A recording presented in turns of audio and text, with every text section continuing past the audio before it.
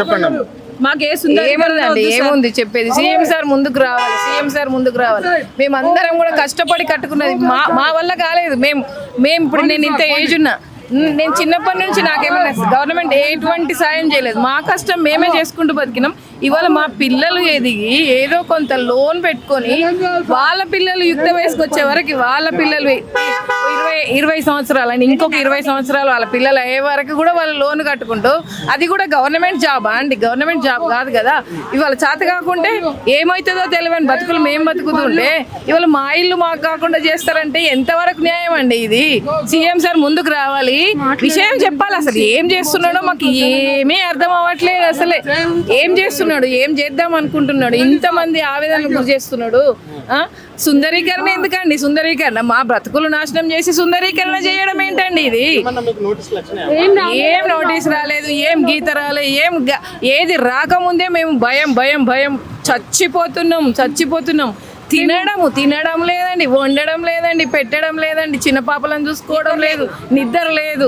ఏదన్నా ఇంట్లో సడన్ గా ఒకటి అయినప్పుడే మన గుండెలు ఎంత ఆవేదన అయితే, నీ ఇల్లు తీసేస్తా అంటే ఎంత బాధ అండి. పక్కింటోడు చిన్న గోడకి ఏమన్నా చేస్తేనే ఎంతో బాధపడతాం మధ్యతరగతి కుటుంబం.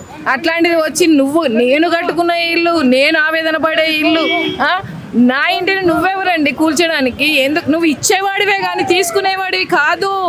గవర్నమెంట్ అంటే సాయం చేయాలి. ఏదన్నా నీకు ఇంత ఇస్తా అనాలి. నీ బస్సు ఎందుకండి? ఫ్రీ బస్ అంట, 10 రూపాయల బస్సు ఇచ్చి నాకు 1 కోటి రూపాయల ఇల్లుని తీసుకుంటా అంటావు ఎందుకు? నాకు అర్థం కాదు. ఎందుకు? నువ్వు ఏమి ఇస్తున్నావు? నీ కరెంట్ ఏది? అసలు నీ కరెంట్ వద్దు, నీ బస్సు వద్దు, అసలు ఎవ్వరు వద్దు. మమ్మల్ని జాగాలు మమ్మల్ని ఉండనియండి కదా. ఎందుకండి నష్టపరిహారం వద్దు నేను అంటున్నా. నువ్వు ఇచ్చే 10 రూపాయలు కూడా దీక ముందు కూడా మాకేం సాయం చేయకు, మా ఇంట్లో మమ్మల్ని ఉండని. మళ్ళీ హైదరాబాద్ లో మళ్ళీ ఇట్లాంటి ప్లేస్ ఇచ్చి మేము ఎక్కడండి ఇల్లు కొనుక్కుంటాం? మధ్య తరగతి వాళ్ళం ఒక్కసారి కొనుక్కుంటే లైఫ్ లాంగ్ అది మాకు ఇల్లు కాదండి. ఏమంటారు, మా జీవితం అది. మేము అస్సలుగా వెళ్ళమండి. అక్కడ 2 BHK ఇస్తాము, 2 BHK ఇస్తాము. అసలు ఎవరి కోసం కట్టినండి ఆ 2 BHK? ఎన్ని రోజులండి అవన్నీ ఖాళీలు పెట్టి ఇవాళ మా ఇల్లు గుంజుకొని మాకు 2 BHK ఇస్తా అంటున్నా. కట్టిన పర్పస్ ఏంటి? 2 BHK వాళ్ళకే ఇవ్వలేదు, మాకేమిస్తావు? మేము ఐటీ మేము ఎక్కువ ట్యాక్స్ కడుతున్నాము. మా వల్లే గవర్నమెంట్ నడుస్తా ఉంది, కానీ మాకు ఏ పథకాలు రావడం లేదు. అయినా మేము మా ఇల్లు మాకు కావాలి అంతే. మాకు ఇంకేం వద్దు సార్. నో డబ్బులు, నో 2 BHK, మా ఇల్లు మాకు అంతే చాలు.